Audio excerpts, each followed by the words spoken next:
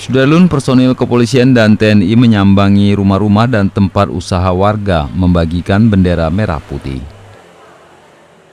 Warga kemudian diminta mengibarkan bendera-bendera tersebut di masing-masing rumah dan tempat usaha mereka.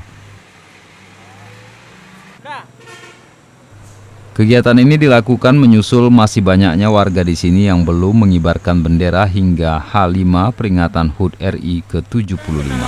Hari ini adalah pemasangan bendera merah putih di seluruh wilayah yang ada di Kota Malaka.